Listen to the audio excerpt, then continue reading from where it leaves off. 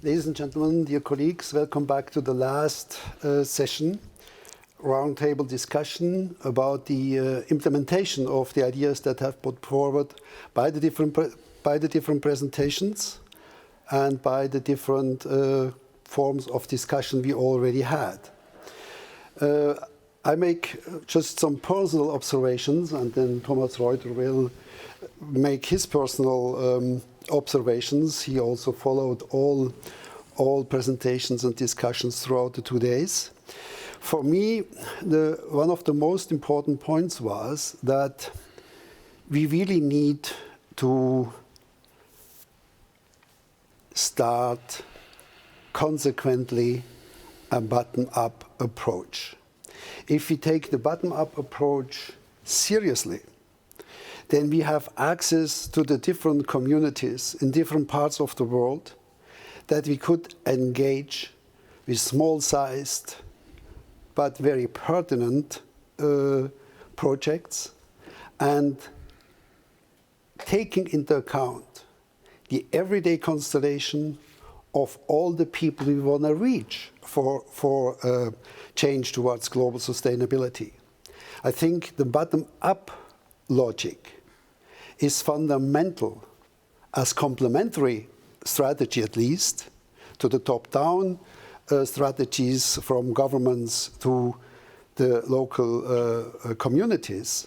We need also, for a faster implementation and a more respectful implementation of sustainability issues, a bottom-up approach. This is fastly said and easy said, but it will be very complicated to implement, because most of the educational system, most of the funding systems, and most of the system of recognition of the work are not streamlined for that purpose. Most institutions, most programs are still on a top-down logic, a top-down logic that includes, most of all, a predominance of the geo-bio dimension. That means the biophysical constellation of the planetary constellation, and then down to the local communities, not taking into account cultural differences from the beginning on. This is led or combined with international cooperation, but if we take the bottom-up approach very serious, according to my experience, then international structure of cooperation is not the best one. We need to have a global perspective, but also with global institutions and with funding systems that are not based on the old logic of international cooperation among national funding systems. That's, I think, a very important point for me. And we also saw in this conference that the emotional aspect, what Hartmut Rosa is approaching with the concept of resonance, is even more important than I thought it will be before this conference, in my view. Because we know that arguments and insights are still confronted with the so-called knowledge gap. People know what they should do, but it's very hard to change the habits and the everyday practices.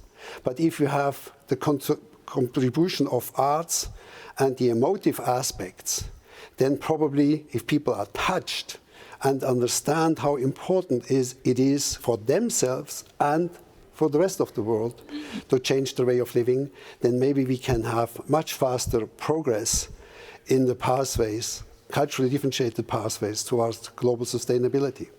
I would ask now Thomas to bring in his observations.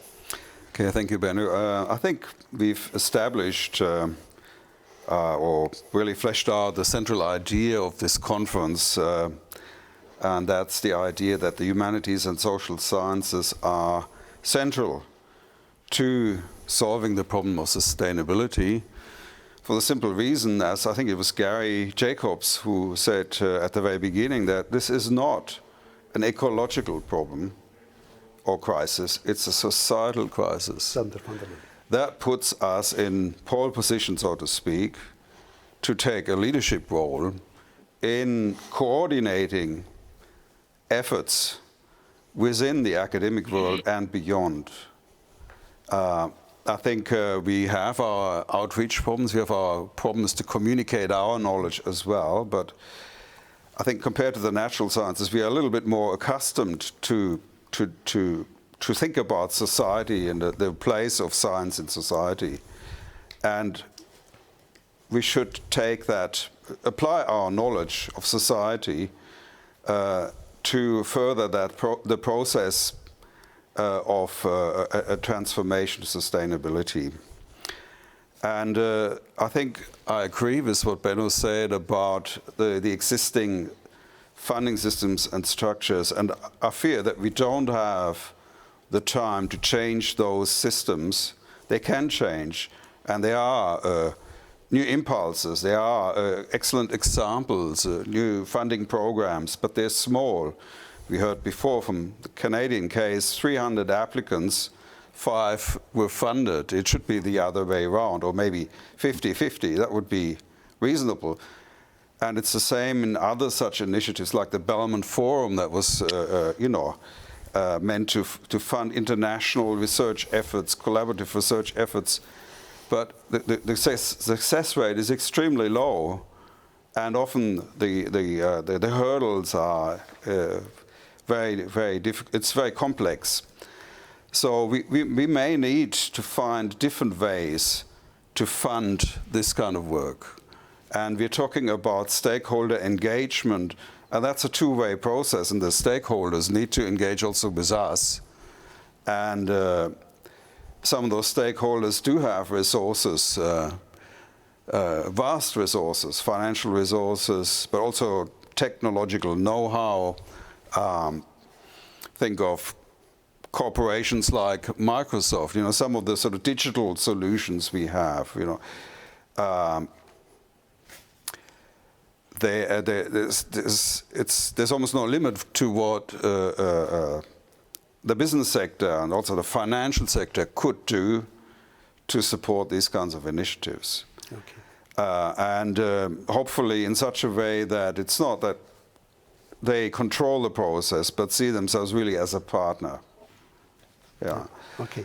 Maybe, Mabele Ramphele, could you were making the point, the vision from Africa, and you were making a lot of emphasis, giving a lot of emphasis also on the bottom-up approach.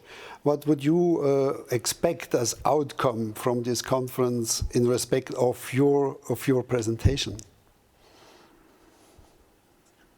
Well, thank you very much. I've listened also to today's afternoon sessions.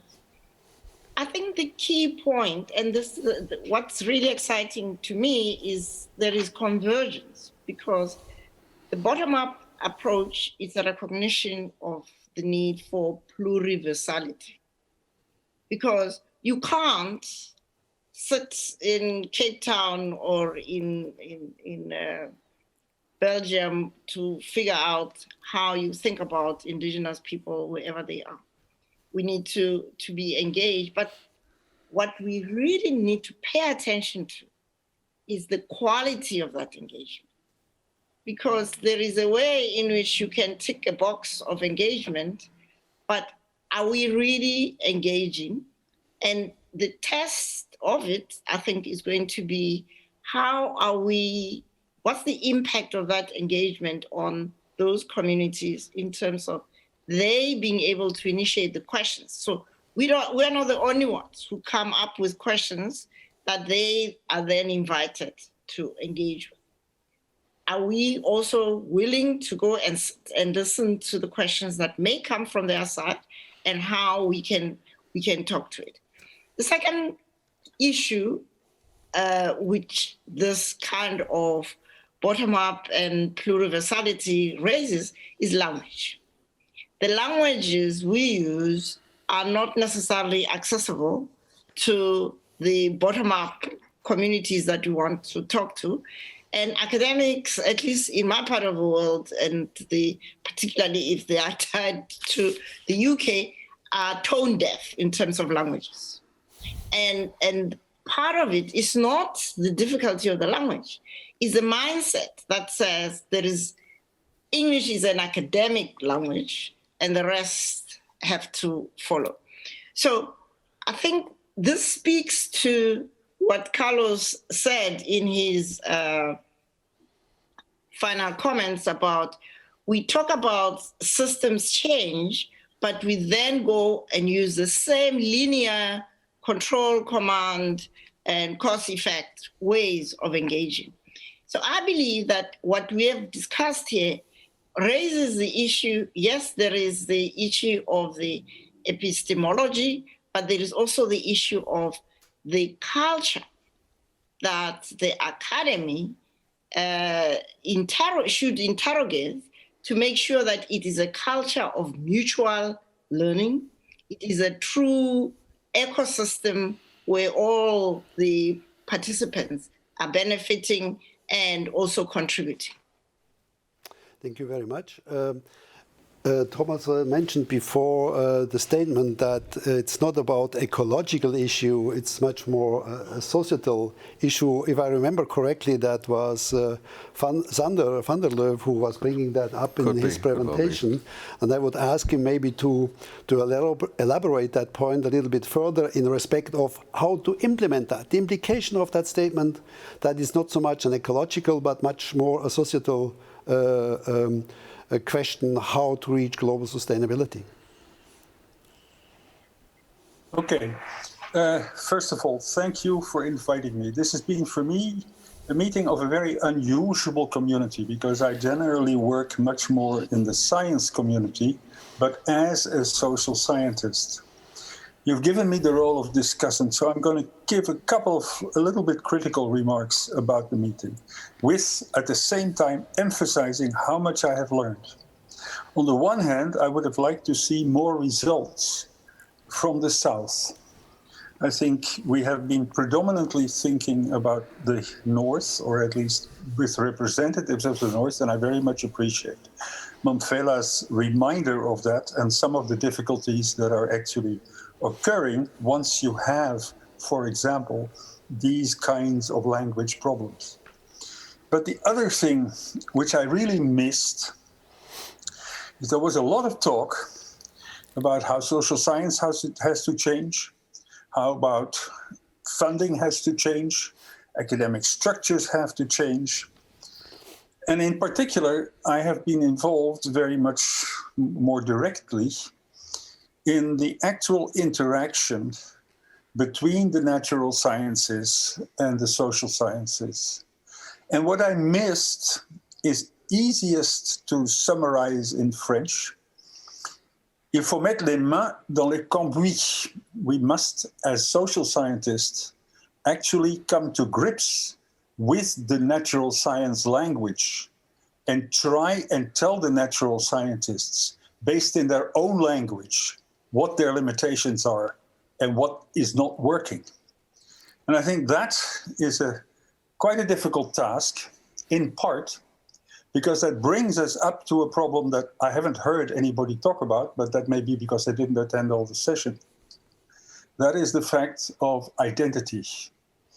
What is my experience in trying to create the kind of transdisciplinarity that you're talking about is the fact that most people, once they're scientists, have invested so much in a particular way of looking at things that it's virtually impossible for them to let go of that. Mm-hmm. I ran a project trying to do this in the 90s, and one of the things that came out is that it took us, let's say, about 6 years to take down the individual identities of all the disciplines, and we had 65 scientists from just about any discipline you can think of, and to make them believe in a collective identity. I think a lot of my work there was essentially as a translator. We had 4 languages, but many more intellectual languages. And on the other hand, I sometimes felt like a youth hostel father trying to deal with adults. which was not always very easy. So what I think the social scientists need to begin to do is to actually look at the nuts and bolts of the natural sciences from a social science perspective, but in a natural science language, because otherwise they will not understand it. And this was brought home to me in very recent days, simply looking at what's happening in America. I taught in America for 15 years. I'm now living back in France. And to look at the sort of fact that I don't think we will be able to solve the sustainability crisis without finding a way out of the colonial trauma that the whole world has actually lived in. I think that is a big task. And the way I have been looking at that, but that is partly simply because of the way I've been brought up, is as a historian. And so I've tried to look at sort of the evolution of science over the past 4 centuries, I'd say. And I don't mean only science, but I mean actually Western ways of understanding the world. And when you get to that, you take an anthropological point of view, which I am sort of, and you try and present that to scientists. The one time that I really tried that as a major confrontation, I was almost removed from the meeting.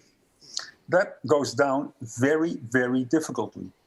But if you think at it as a historical situation, and you begin to realize that with the foundation of the Royal Society in London in 1660, and the academies that followed, our career tracks have been changed. Not so much immediately the science, but we were told that in order to get ahead in science, we needed to prove everything or demonstrate everything.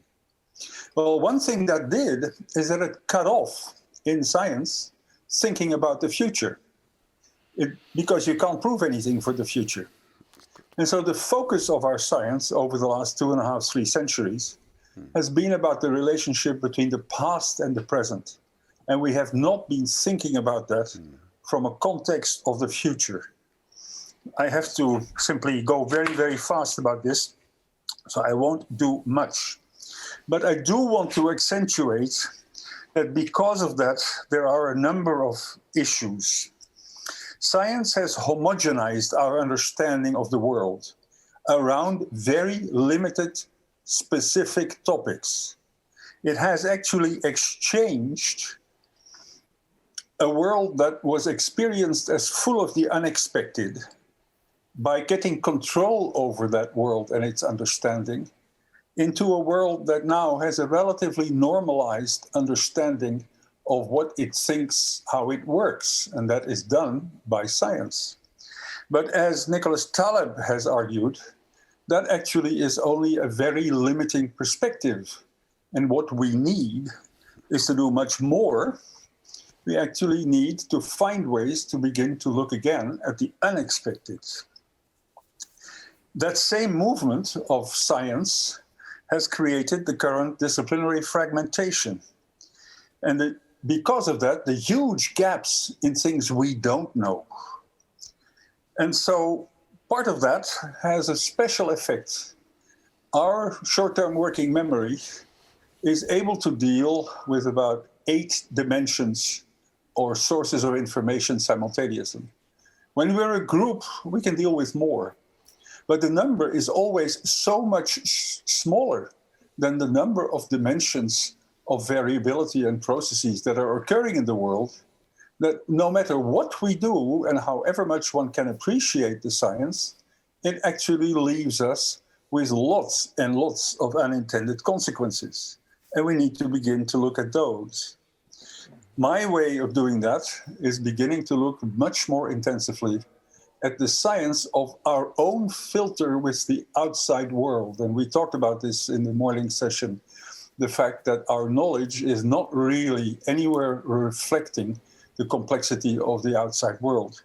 Part of that, I think, is due to cognitive science, and I'm beginning to work around that. So then a few loose remarks. I once had a master of learning who basically argued that the purpose of schools is to unlearn things.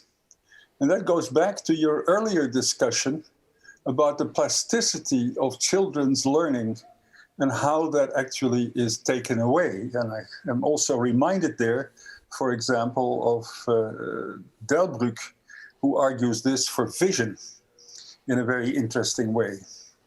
We do that by instilling cultural narratives and give them this strange conception that they are truths. That may be necessary to keep a society aligned around a certain set of values, but it is also very limiting and very uninformatizing. I loved Fadwa's example of her teaching in Qatar, which brings the point home from an anthropologist, how difficult that actually is and how learning differs wherever you are. And with that last phrase, indeed, education is creating new knowledge rather than reiterating old knowledge. Thank you very much. Thank you very much, Sander, for this very helpful and very precise, complementary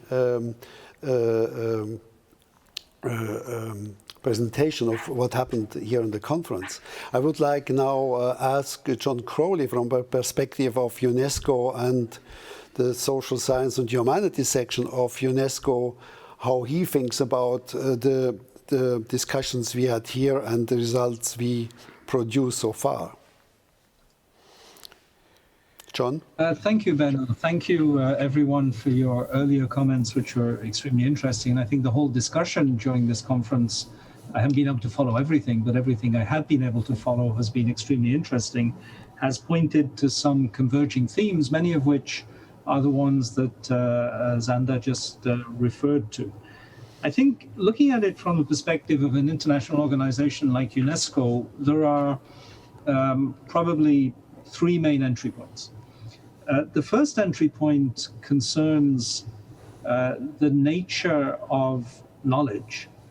UNESCO is, among other things, the UN Specialized Agency for Science. We have a constitutional mandate to work on scientific cooperation for the benefit of humankind and for the various values that the international arena order is committed to. And it's reasonably easy to understand that scientific cooperation is about getting scientists talking to one another and doing things together. But on the one hand, for what? What's the purpose of scientific cooperation? How does it connect to the ultimate purpose, which is to create the conditions where we can jointly inhabit an Earth that we know to be fragile and that we know increasingly is not restricted to us humans who talk about it, but also involves all sorts of other entities and beings who in their own ways talk about it too. We interrogate them in various ways and they answer back through science, but not only through science. And secondly, what is the kind of content of the activities that are relevant to achieving those goals? And of course here, the challenge is breaking habits. And we know, as anthropologists, sociologists, any other kind of social science, that habits are the hardest thing to break. Kicking a habit is much harder than shifting a belief, for instance. And the habits we've got into, and we were discussing this informally before the meeting started indeed, are to think of cooperation in terms of certain kinds of material processes, many of which involve people getting on planes and flying to distant places. And of course, we've reshuffled that to make it people sitting down on desks in front of computer screens to connect through Zoom and other platforms. But what we haven't really done is rethought what the process of interaction might be. We have the language of participatory research and transdisciplinarity. We have exciting practices in certain areas, which of course we build into our programs. But what we haven't done is rethought strategically the very nature of what our mandate of scientific cooperation is in order to accommodate not just a diversity of scientific practices, but a rethink of what the very nature of scientific practice is. And here I would just like to throw in a good word for science. A lot has been said, including in this session, about the limitations of the command and control mentality that tends to dominate in public discussions about issues of all sorts, including issues of human health, for instance, in the context of the pandemic, as if the scientific question of improving knowledge of something was co-equal or coextensive with the technological question of controlling it in response to some supposedly optimal path.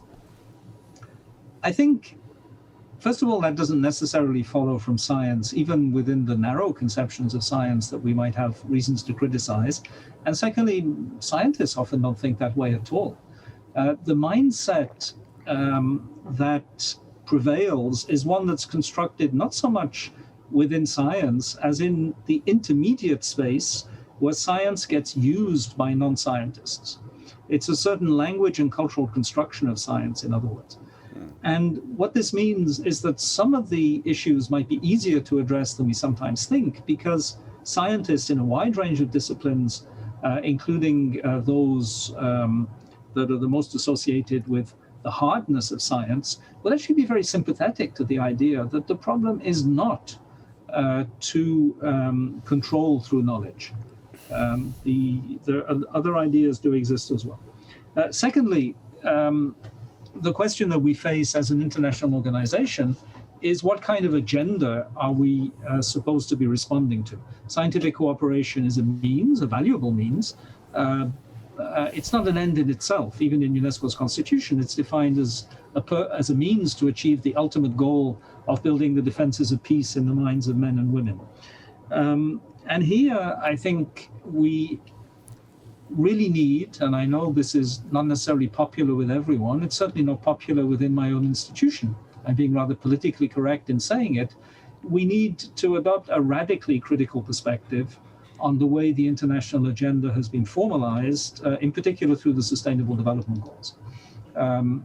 Not because they are somehow the wrong goals, not because their existence doesn't create action potentials that might achieve useful things, but because the mindset of the goal target indicator framework is the wrong kind of mindset within which, first of all, to deal with the issues that we need to deal with, and secondly, to leave open the spaces where those issues can themselves be dynamically questioned and reinterpreted. We have created, in other words, a command and control framework. And this is part of the consequence of the pathologies of half-digested management techniques applied to the public sector. Again, I'm being very politically incorrect here, but new public management has not produced better public administration. It's actually destroyed the old idea of public administration, and it does not really introduce private sector management into the public sector. The language of management is everywhere in public institutions. The reality of management is basically nowhere. So we have the worst of both worlds. Or everything that's wrong about private sector management combined with everything that's wrong about public sector bureaucracy. The SDGs are just one outcome of that mindset.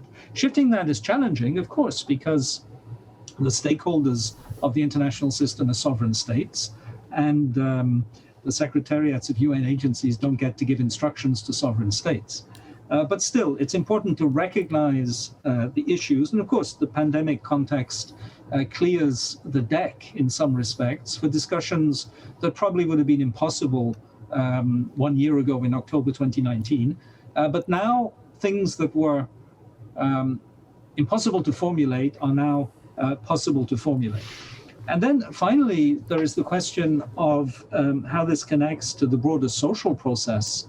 And I think I just like, because otherwise I'll take too long, to emphasize one very important issue that several previous speakers have referred to, which is the question of narratives. One of the ways in which the things we're designating as unfortunate and unhelpful come to crystallize and consolidate themselves within the international system, as within national systems and institutions at subnational level, is through the narratives that make them seem like the only story in town. And these narrative constructions have been widely studied, of course, within the social and human sciences. Those who've never been exposed to the methods and paradigms of the social and human sciences tend not to realize these issues, but they can still be sensitive to them.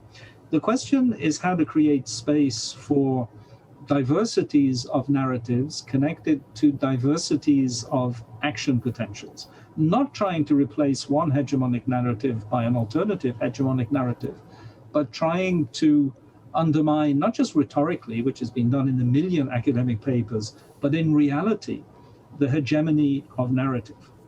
And I see that as a very difficult problem because it's so much easier to create wars of narratives, much easier to stage a battlefield than to create a logic of open-ended, not necessarily goal-directed cooperation. Because the kind of narrative we need is actually a narrative that breaks with the idea that we are looking for solutions to problems. What we're actually looking for is narratives, plural, that can create the conditions of a new world.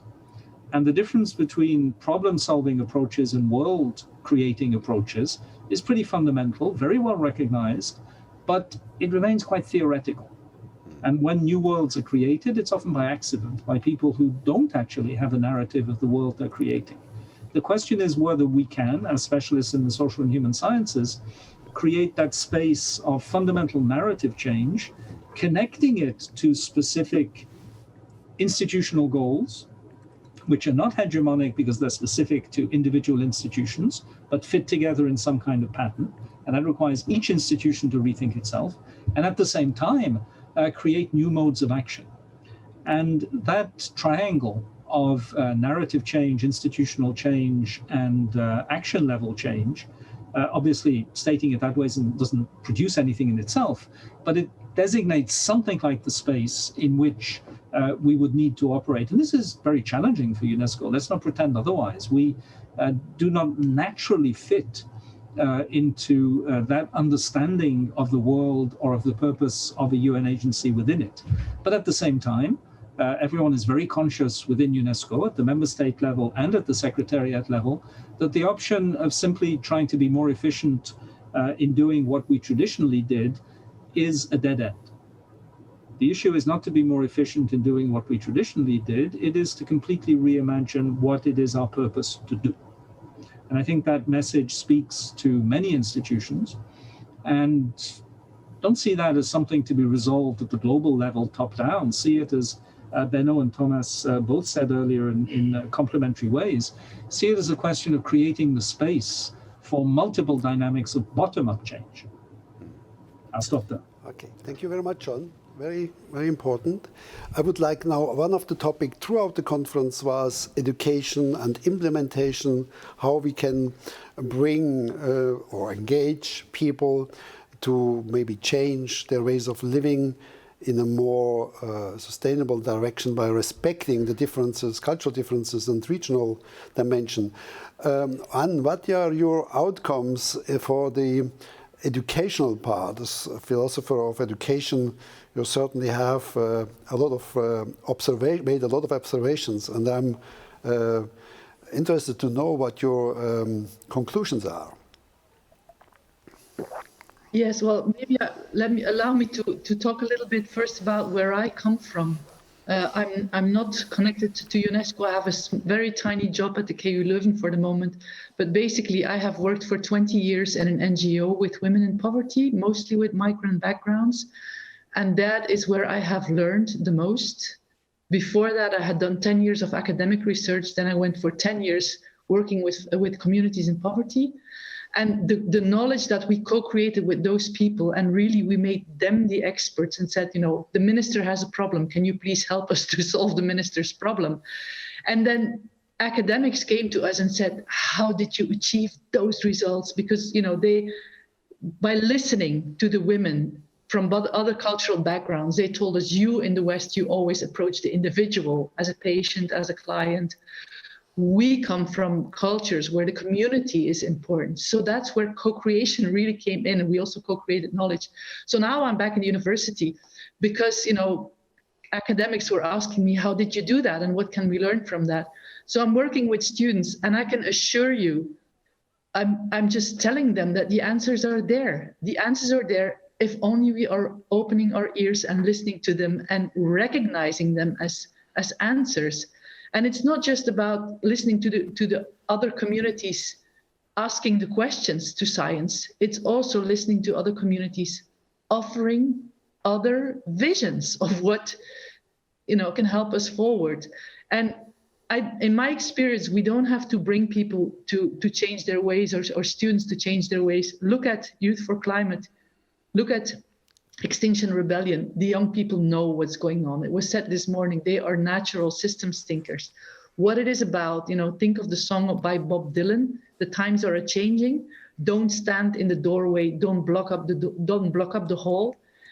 I think it's not so much that we need to educate students in a different way. It's that we need to educate the academic institutions to allow the students and to allow the indigenous people to co-create a future where they're playing. And I have experimented, as I told you before, with a very, learning with the head, the heart, the hand, and the hope, reading books, not just art and visuals, but going out in the terrain. And what the students told me is, it gives us hope. It has changed our life. It gives us hopes. So I'm very optimistic about that level. We can do it. We currently use honors programs as innovation labs, living labs, if you like, to innovate higher education. So what I think, and it has also been said by many other people, what is really needed is that we create context for funding agencies, for educational decision makers at many levels, to understand what the students and what the indigenous communities are telling us and are bringing us and are offering us. So I think this would be my main conclusion. I'm very hopeful. If I look at young people, as long as we are willing to create the conditions for them to tap into that longing for community and that wisdom that is there and that capacity to systems thinking. So that would be my main conclusion, is that let's foster that power that is already there, and also what Sandra was saying, work with the scientists who learn to step out of this I'm an individual having rights or having careers, towards let's be a community that co-creates with all the other communities a better world. And I'm really optimistic. It's just my only concern is that it has to go fast enough. That's why I was really pleased to learn from the Canadian example. If we could put that forward and say it's already happening elsewhere in the world, we can get other funding agencies or universities or university networks to get out the fear of the prisoner's dilemma. I'll make myself ridiculous if I step out of the normal business. And Thomas Kuhn also tells us that anomalies create space for new paradigms to emerge. And I think this is what's happening. I mean, the anomalies are so incredible now that the alternatives are emerging, but they are not emerging necessarily inside the academic, structures as we know them, because then it wouldn't be a new paradigm. So this is where, I think there's a real opportunity. The terrain is there. In French, they say, c'est la forêt qui pousse. The forest is growing back. After the fire, there's no master plan, there's no architect, it's just happening. It's the resilience of the society. So let's just support that. Thank you very much. And thank you for to do that. Okay, thank you very much, Anne. I would like now go to Carlos. Carlos was first an engineer, then a businessman, then in manager questions involved, and now he is for quite a long time a member of the Club of Rome and also a member of the World Academy of Arts and Science. So what are your reflections? What are for you the important outcomes of this conference, and what would you like to see implemented as fast as possible? Yes, thank you, Benno. So you see, there is no way to define even myself, as you just showed. Let me bring some elements. Coming back to 1 year ago in Cape Town, South Africa, the Club of Rome adopted the lemma "Emergence from Emergency." which I think is a great lemma. Of course, I'm biased, but because it says a lot about the exercise in which we have to engage, and we are well aware of the multiple emergencies coming at the same time, but we have the hope that something new and better and desirable will emerge out of that. And as Anne just said, it's actually happening, and other participants have said it's already happening in places around the world. It's a question of listening to what is happening. But I would like to get a bit more into that, because my approach is, I follow very much the bold approach that Sander so brilliantly exposed just a minute ago, because we are a little bit in what in Batesonian terms would be called a double bind, or a gridlock, if you want, which is that we recognize that we need to make a shift, a paradigm shift. And paradigm shift, one understands it's not a small thing, it's something radical. We need a paradigm shift in our understanding and in the way we relate to others and to nature, etc. And at the same time, and that's where the double bind comes, we pretend to have the map and the tourist guide to the future. We want to lower the anxiety we feel when we realize the consequences of saying we need a paradigm shift, by saying, but look, we don't worry too much, we already know how this will unfold. Sorry, no. We don't have the responses. The metaphor I use to describe this is that of Alice. When she is before the looking glass, she only looks at herself. She only sees herself. That's where we are. We still only see, we only see ourselves with all our ways of thinking, because the most practical thing we have to do is to shift the way we think. But how can we change the way we think while we still think that way?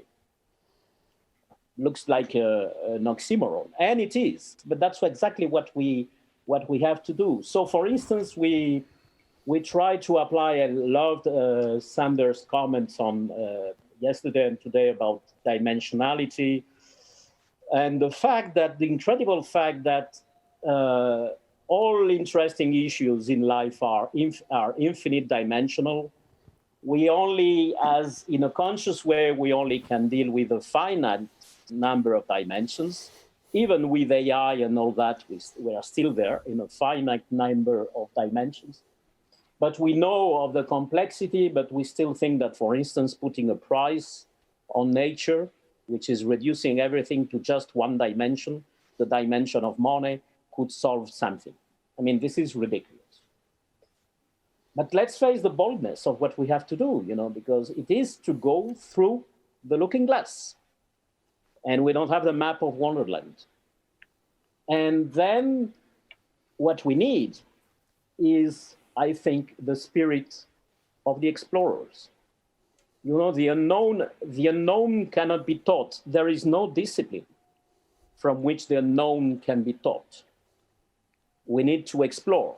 And this is a lot about how we make the way by walking, because that's what the explorers did in the past, explorers of all kinds. And this spirit of exploration is, curiously enough, and that I would say sadly enough, lost in a lot of what we do as society in terms of research, innovation, and education.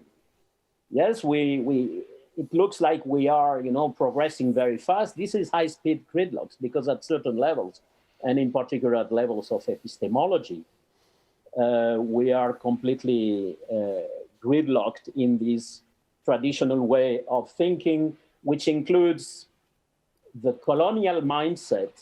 And colonial mindset is not about color of skin or certain cultures or anything like that. it's rooted in this fantasy of exclusion, of separation and exclusion. And I put aside, I can draw a border between myself and others.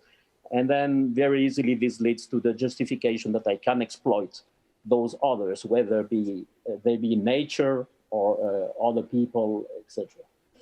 So what I would like to see is to recover this spirit of exploration and to call for, as somebody said, I think that was Thomas, who said there is a huge amount of money out there, dead money, not being invested in what we need it to be invested. And I agree, it's exactly like that.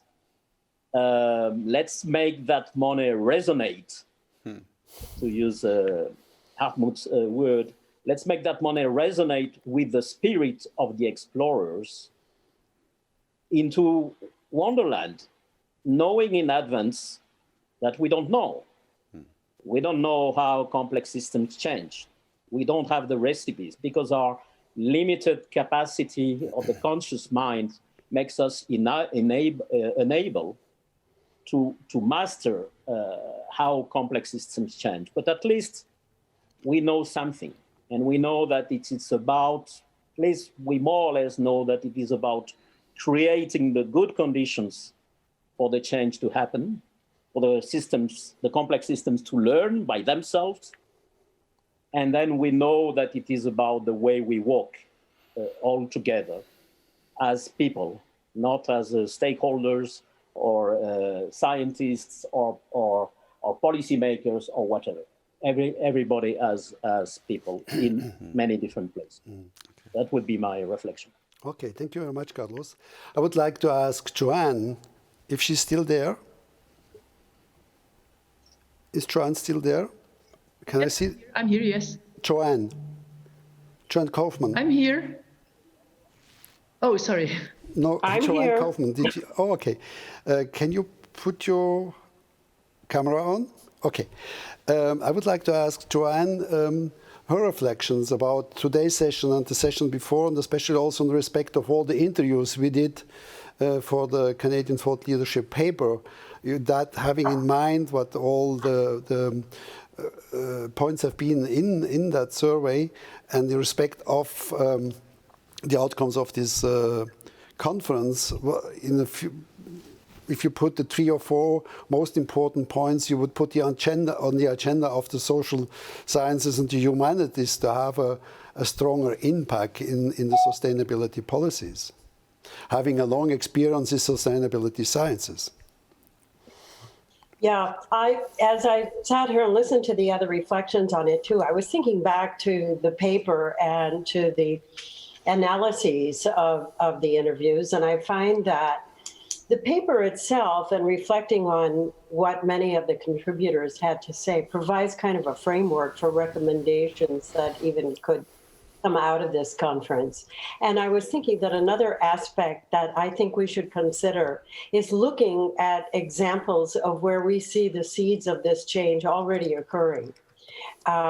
We had the presentation by Dr. Srivastava that pointed to some of these changes in his university. And I was thinking also of one that of my institution of MIT that this year has launched a very large and it's university-driven program on climate change that when the president sent out the description of this new initiative and was inviting participation, specifically referred to, and this is at MIT, including the humanities and the social sciences in this very large effort. And so I think that there is evidence out there of the kinds of things that we've been talking about, the consciousness that is being raised in institutions of higher learning that want to move in this direction. And I don't think that it is perhaps not as completely bleak as we see, or no, that's not exactly how I want to put it, but that I think that there are seeds that have been planted at universities around the world. And perhaps if we could make these visible in some way and provide opportunities like this forum, but expanding it for sharing. Because I think many universities that enter into this work feel unique or alone or isolated or marginal. And as somebody said, I think it was Professor Reuter, who said that actually innovation always comes from the margins. So maybe if we could put some of the margins in contact, the marginal innovators in contact with each other, we would also develop, stimulate a larger conversation and to perpetuate looking more deeply into this. And I think that a good place to start is with the results of the interviews that we had and the analyses and the topics that grew out of that. I feel that they were really foundational in the discussions during this conference, and that we have the opportunity to build on that now. So those two things, one is building on the results of those, and a lot of the conversations during this conference certainly are a step in that direction. And secondly, finding ways to identify these examples, both of within funding organizations, which I think is extremely important to have those examples, and of university initiatives where this is already occurring, so that there is less of this sense of isolation and uniqueness, and perhaps build toward a movement. Lots of obstacles. Professor Reuter pointed out a very important one, and that is the privatization in universities for profit. That makes it very difficult to go outside of these windows. I thought that was an important point that we kind of glossed over, but it should be raised. Yeah, I think it's very interesting to see that one of the most prestigious, the Massachusetts Institute for Technology, is one of the most prestigious institutions for engineering and technologies, is seeing the need to integrate the humanities and the social sciences in many, many respects of their work and the outcomes of their results, right? So I would ask as a second last, Philippe Fauré is with us now, and he didn't have the opportunity to express himself through the conference, but for him the most important points have been he could observe during the conference more or less as an outsider in a certain extent. Philippe. Yes, I am an outsider. I come from Africa. I am a Jew, I am a communist. I work in Bangladesh, and China is my area of expertise. Nonetheless, I am at the center of your conversation, not me especially, but institution I represent the people of Bangladesh, as well as what you call the other, as the rest of the world, the global south. What we have are answers. You can find answers in the delta of Bangladesh, and you can find answers in the communities we serve. BRAC, my organization, serves the needs of 128 million people. We have 650,000 students in our system. And what you hear from our communities are indeed something quite different. The beginning of a new world approach, instead of a command and control system embedded in the management language that tells us what the problems are and why we are unable to solve them. I was very interested in what you said, Benno, at the beginning of this roundtable, because I believe that we have already reasons for optimism. We already have a history of a bottom-up approach, beginning in 1972 in Bangladesh. So please come to us, visit our website, go to Dhaka. It is still possible to fly there. We have flights between Jeddah and Bangladesh. And it is still possible to fly from London to Saudi Arabia and engage our communities in the plural, because very curiously, Bangladesh, which is one of the poorest countries in the world, has welcomed 1 million refugees from Myanmar, from Burma. So there is a knowledge gap, but it is not to be found in South Asia or in Africa. It is to be found in the universities of the American East Coast and the universities of very wealthy Switzerland and Germany. And I don't want to repeat everything that John Crowley has said or what Hans Nick has said on what Sander van der Loev has said. Yes, we need to get our hands dirty, cambouis or mud. You can choose. Thank you. Thank you, Philippe. I would give, for the last round, or second last point, again the word to Manfredi Rampele. Just a reflection in respect of not so much of Africa as you did before, but maybe now a reflection in respect of the Club of Rome. How would it be possible to integrate the outcomes of the conference that will be certainly put on paper? Or how see you synergies between the agenda of the Club of Rome and what we discussed here?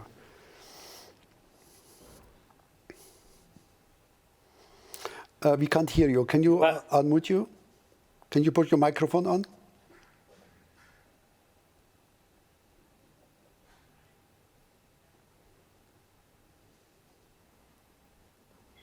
The symbol in the bottom left.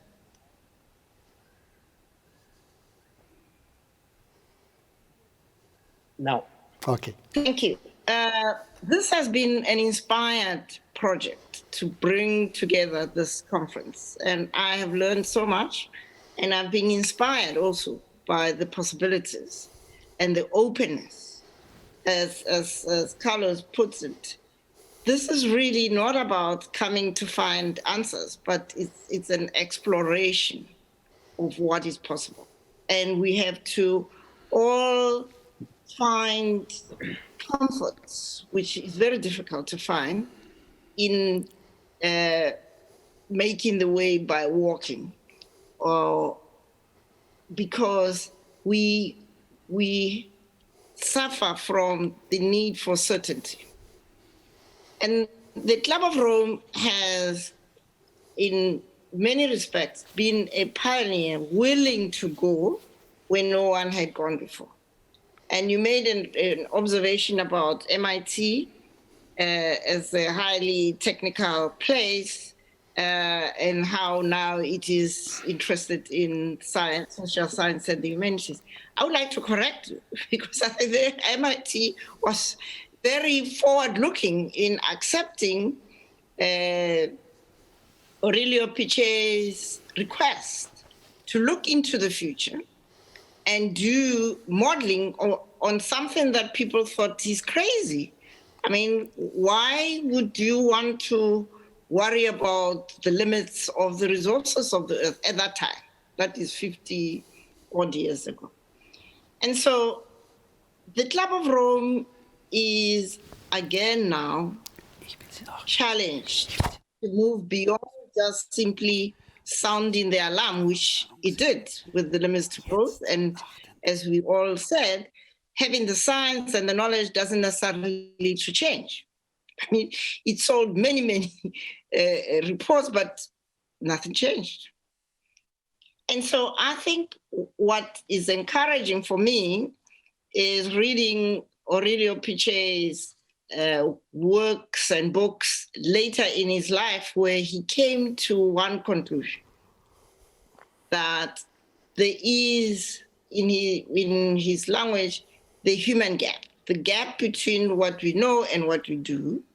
And we, as a human community, spend too little time understanding this human element, the human condition. And I think, therefore, this conference is not saying that the natural sciences, in fact, I think it's a wrong way to talk about natural sciences as if social science is not natural.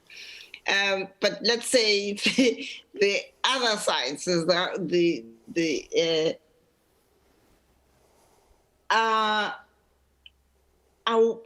think we need to respect the contribution they make, because when you look at things like the climate reality check, those are real tough reports that come from very hard work. But that alone is not going to change the world. What's going to change the world is how we take that knowledge and make it inform how we might move forward. So at the Club of Rome, we have come to this point where in the end, we have to get back to the old-fashioned emergent property view of life. But nothing is set. If you really want to make the progress we want to make in terms of sustainability as linked inextricably to regenerative approaches, we have to be comfortable with walking into the unknown. And unfortunately, both the so-called natural sciences and the social sciences have not done enough work of looking forward. We are very good at looking back and looking at today. And so I think the Club of Rome, in its thematic work, yes, it is looking at the existing planetary emergencies and how we emerge from these emergencies. It is challenging the existing economic models and saying we need to explore and reframe new models. It's looking at finance, which is like the tail that's wagging the dog, to say, how do we rethink finance? And then, of course, we have this broader rubric that Carlos and I are involved in, which is exploration of the possibility of emerging new civilization or civilizations.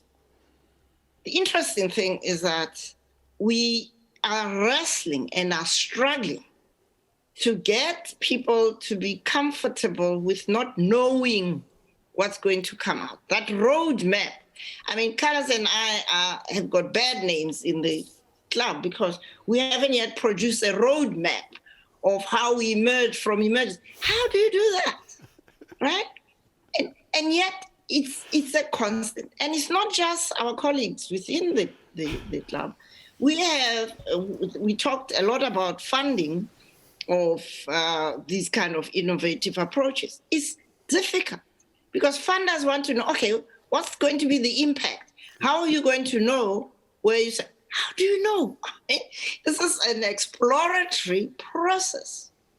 And so I think we are in a very good space. I would like to believe that. We are in a good space in the club because we are daring to go on this exploratory journey.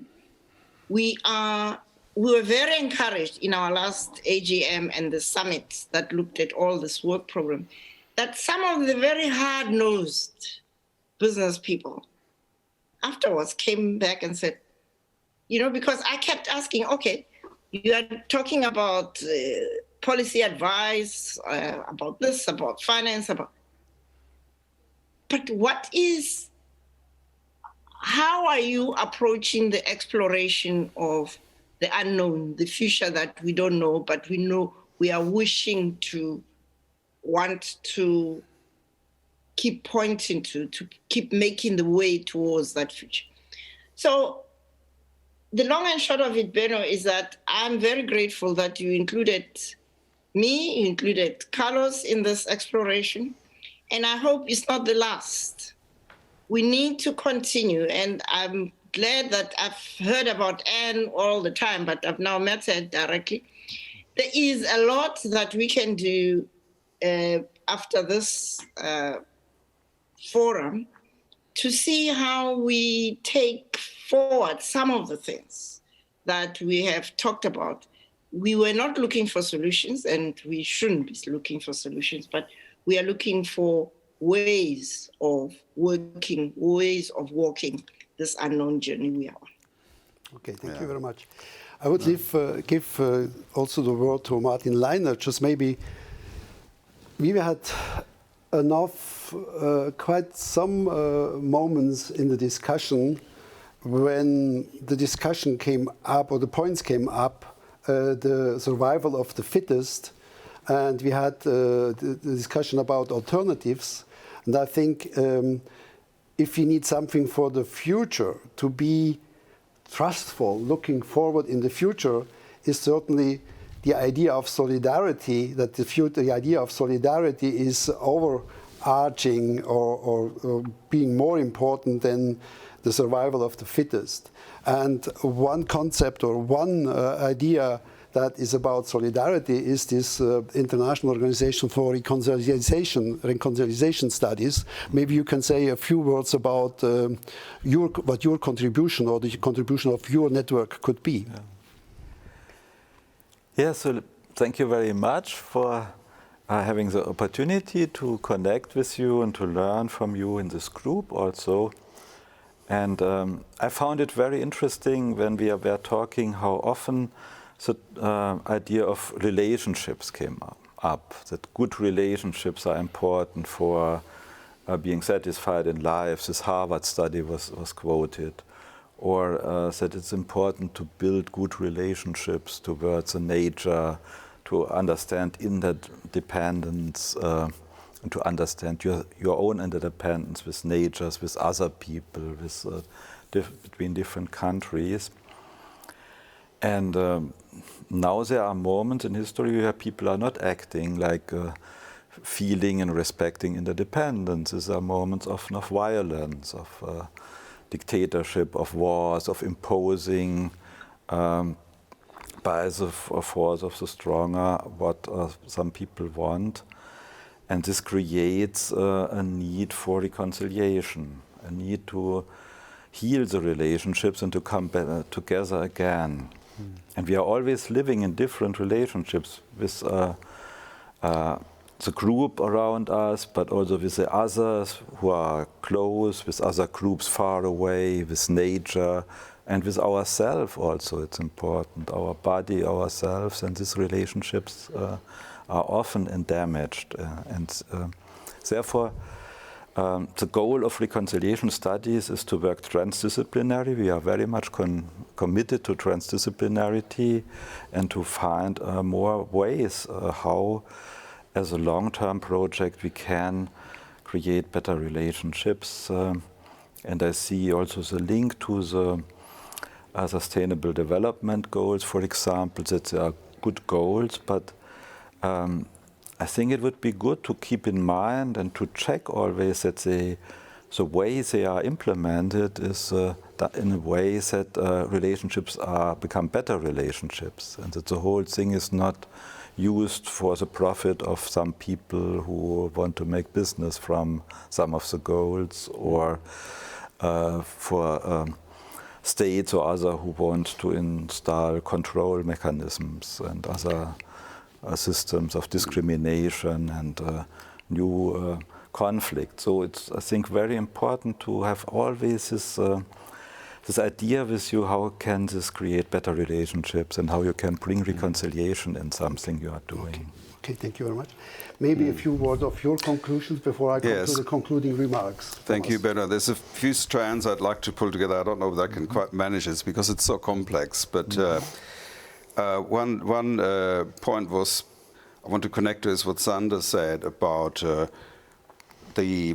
I like to think of as the entrapment in the real that comes with the sort of mainstream scientific attitude towards things, because science focuses on what is real and what can be observed. It doesn't concern itself with things that cannot be observed. So it fosters observation, rational analysis of those observations too. It fosters memory, which is necessary for the accumulation of knowledge. But there's one mental faculty that's vital to what makes us human that it doesn't consider, and that's imagination. Imagination is the ability to posit a future into the unknown. So you don't need to know. You don't need to know what will be. You need to know what you want. And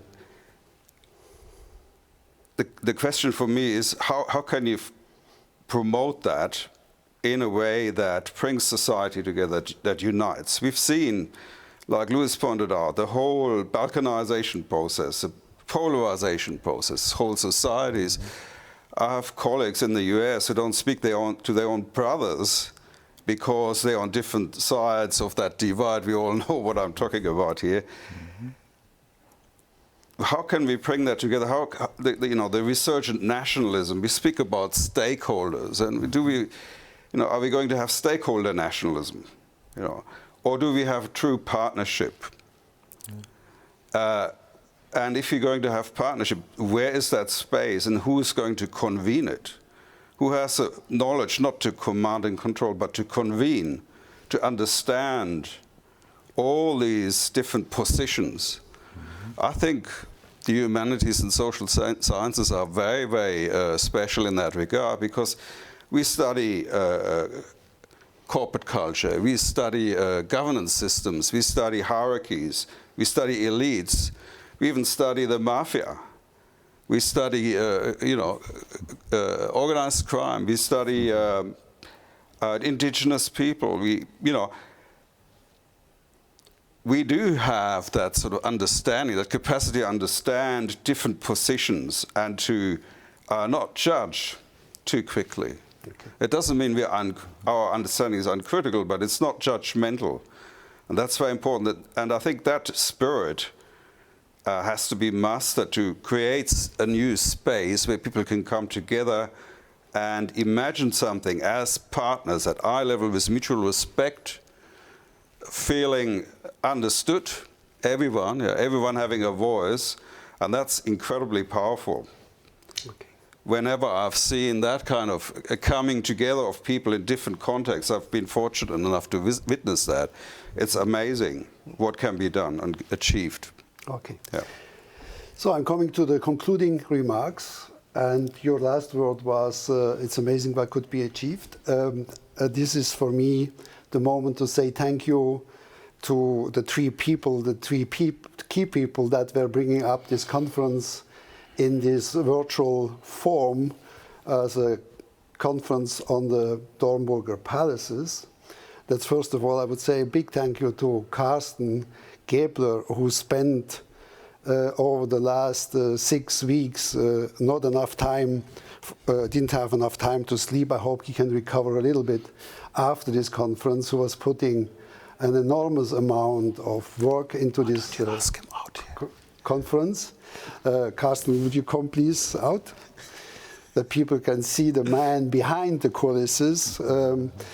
Before Carsten arrived, I would also say a big thank you to Stefan Witthöft, who was the producer of this event.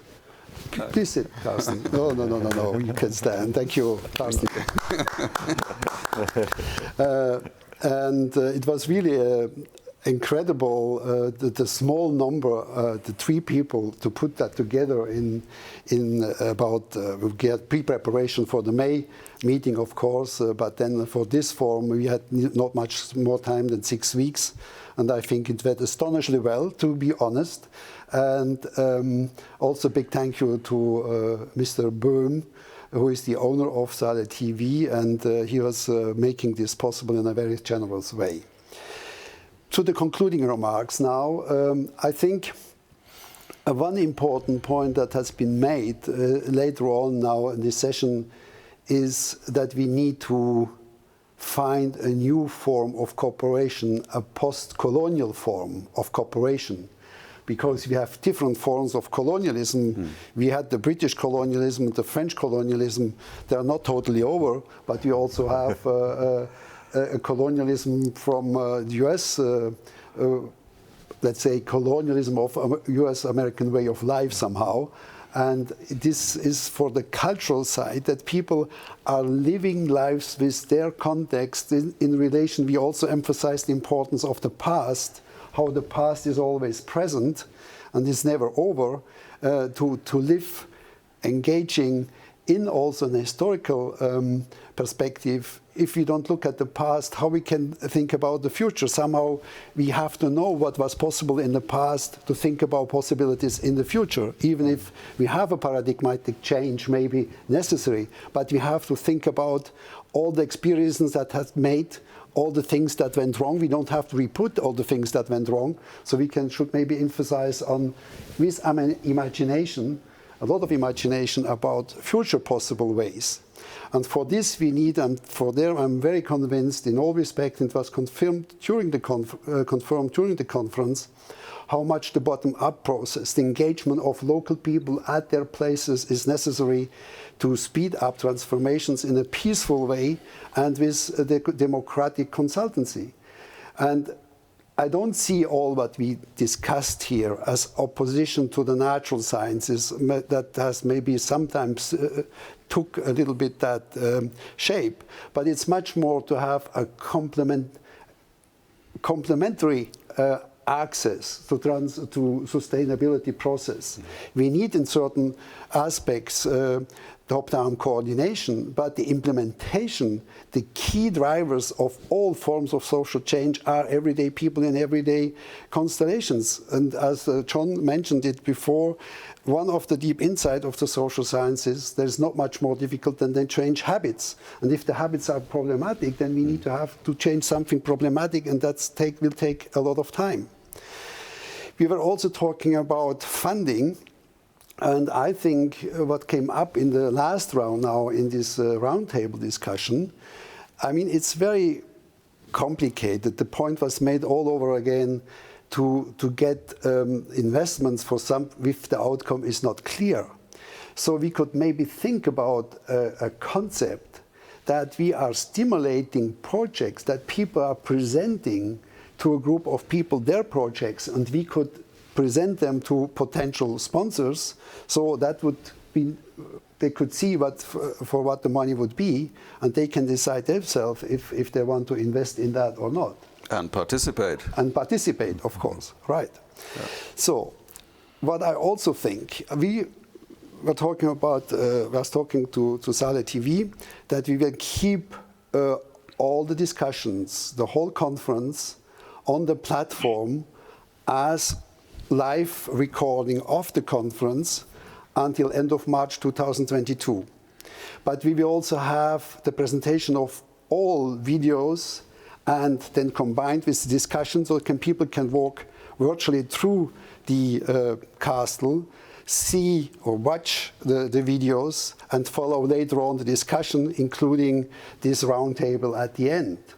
And we also have the idea to put letter boxes in front of each of these screens, so people that are walking virtually through the palaces can put their questions to the presenters, and we will send them to you, so we can have an ongoing debate after this conference. But for me, what emerged during the conference, and I didn't think before, that it would be maybe an interesting attempt not only to put the key results after screening all the recordings together and the points that were made in the discussion in a final document of some kind like a Dornburg Declaration. And of course, all the people that have been participated in this discussion, maybe also with their institutions, would then have to check the kind of declaration that would be thinkable. And if they could sign this declaration, this could be something like a basic platform for coordinating potential projects around the world in the spirit of this conference. And then we could maybe try to organize sponsors for this kind of projects through the support of the co-signing institutions. UNESCO will be probably a hard cookie, but still we can hope for that. But I'm also thinking about the Club of Rome or the World Academy and the European Academy of Science, and maybe so on. You have to check, of course, you cannot decide now. We would deliver that document. We would circulate it around the participants of the speakers of this conference, and they could bring in their comments, and that would be something or a good platform to continue the work we started with this conference, also as a continuation of the International Year of Global Understanding and many other programs, including the program of the Global Forum, the World Academy, and other organizations, especially also the International Council for Philosophy and Human Sciences, and maybe also the International Science Council. That's a little bit less clear. Let me say also a big word of big thank you to all the participants of this conference, all the viewers and all the contributions through the chats. I think it was really a stimulating event, and I hope that it will resonate in future debates among us, but also resonate in the political arena, and especially also resonate in the field of the social science and the humanities. We shouldn't forget that also the social science and the humanities have to change in the sense that they need a stronger engagement in the sustainability debates. They didn't have a strong voice so far, in my view. Thank you very much to all the viewers, all the participants, and all the presenters, and all the technical people that did a fantastic job. Thank you very much, and hope to see you again. Bye-bye.